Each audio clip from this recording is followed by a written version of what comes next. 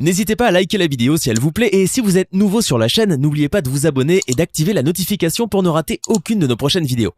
Je vous remercie très sincèrement et du fond du cœur pour votre soutien. Le soutien indéfectible de toute la population du Nord Kivu, au FARDC et à la police nationale congolaise, leurs uniques forces de défense et de sécurité. Vous n'avez pas deux polices, vous n'avez pas deux armées, vous n'avez que celle-ci. Et l'armée et la police vous disent que aucun territoire, aucune partie, aucun centimètre, aucun millimètre du territoire de la RDC en général, et surtout du Nord Kivu en particulier, ne restera entre les mains de ces terroristes. Nous allons tout faire et tout mettre en œuvre pour bouter hors du territoire national ces criminels, ces terroristes, avec leur soutien. Le Rwanda ne nous émeut pas, ne nous fait pas peur.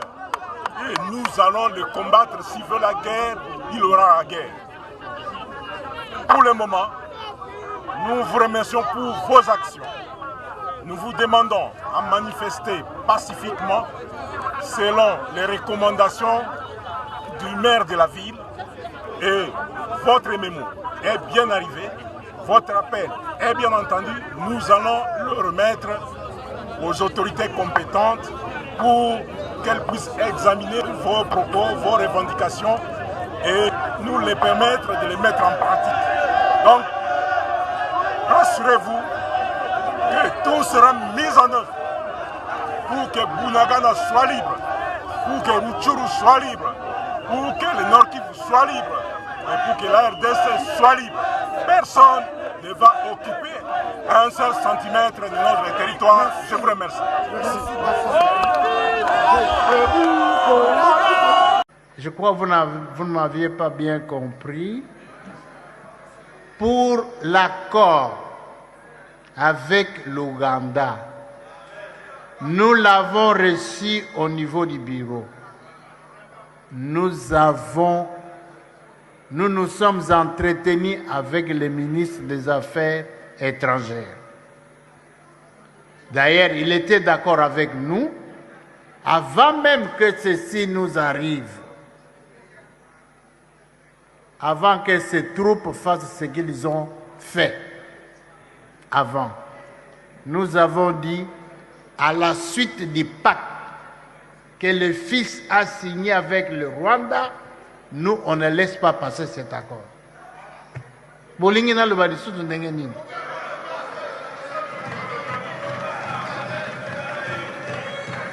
Nous l'avons bloqué et nous disons de même aujourd'hui.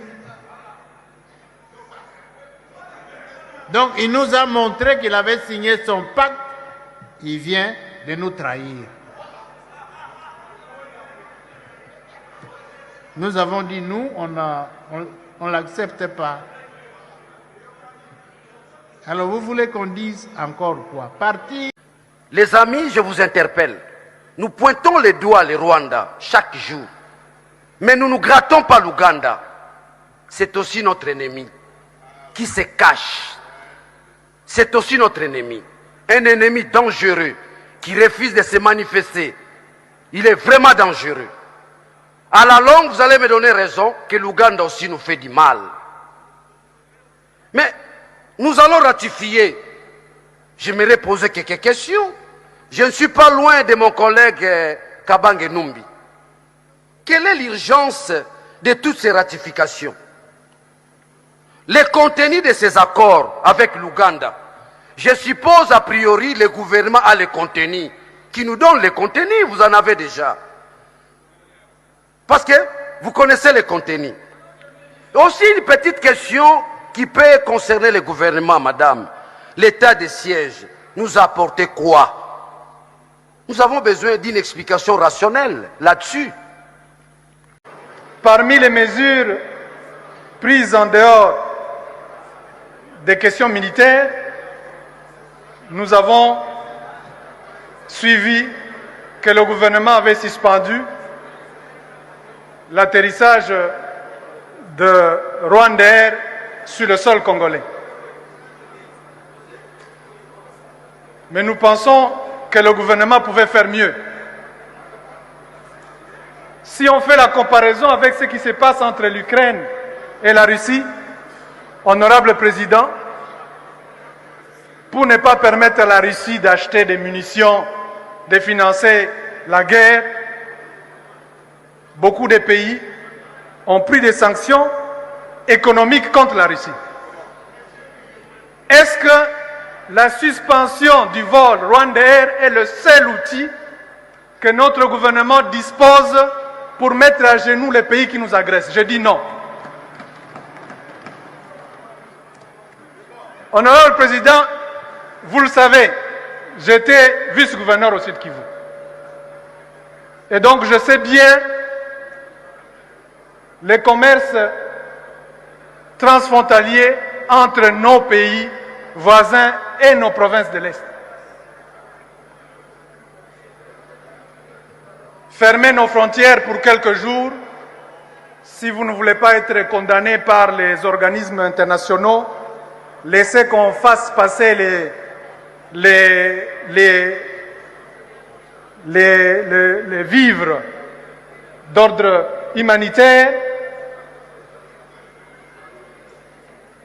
acheter nos minerais au Congo. La Banque centrale peut faire même imprimer la monnaie congolaise pour aller acheter de l'or, la cassiterite et le coltan et éviter que nos pays voisins utilisent nos ressources naturelles pour nous attaquer.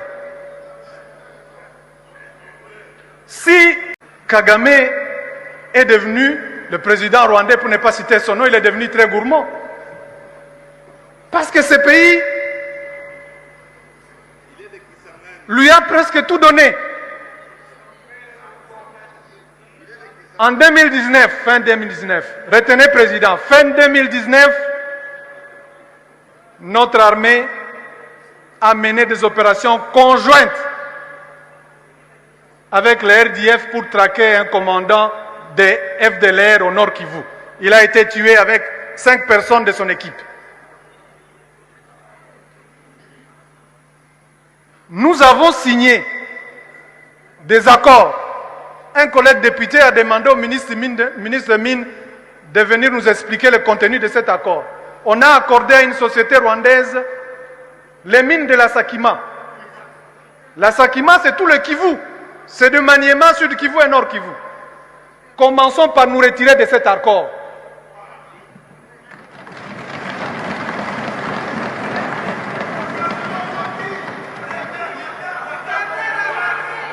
Et donc,